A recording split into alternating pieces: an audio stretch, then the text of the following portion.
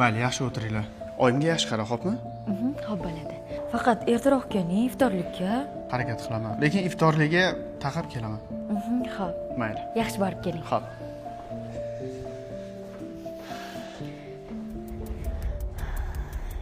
Erim kech kelishi yaxshi. Shum kampir hali ham uxlayaptimi? Hozir adabini beraman. Labay do'stim.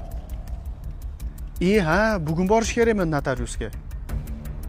Ha, bo'ldi. Bo'lmasa men hozir uyga qaytib, pechatni olib boraman.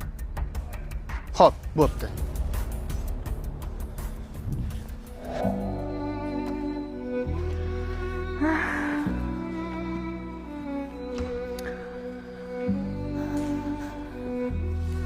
Ha? Hali ham bitta joyda 2 soatdan beri artyapsizmi? Imillamasdan tez arting. Hali iftorga ham ovqat qilishingiz kerak. Tavba qildim. Yegan kaltalaringiz esingizdan chiqib qoldimi? Xolasiz eslatib qo'yaman. Umora! Assalomu alaykum. Shohruh aka. Iltimos Shohruh aka, kechiring, boshqa qaytarilmaydi Shohruh aka. Shohruh aka, siz meni noto'g'ri tushundingiz. Iltimos. Menga qara. Yaxshilikcha yo'qol. Bo'lmasa o'rib, biron joy mayib qilaman. Hali men yo'g'imda onamga shunaqa muomala qilyaptimi-nega? Meni eshiting. Siz meni noto'g'ri tushundingiz Shohruh aka.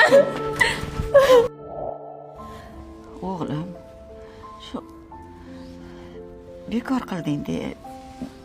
Bekor xotiningni haydab yubording. Onajon. Ko'cha to'la xotin.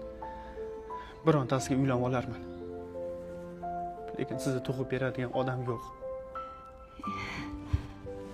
Unaqa dema. Balki aqli kirib qolarmidi? Kirmaydi.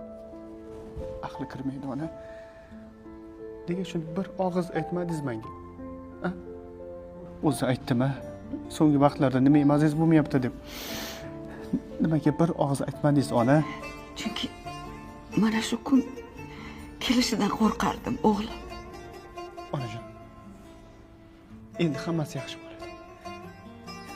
Meni kechiring. Sizga bee'tibor bo'lganim uchun meni kechiring. Kechiring. Molu davlatni topgaysan, ota onang topilmaydi. Keyin bunday noyob gavhar durdonang topilmaydi. Mana shu videoni onasini jonidan ortiq ko'ruvchi do'stlaringizga jo'natib qo'ying. Ba'zi bir kelinlarga ibrat bo'lsa, ne ajab. Salomat.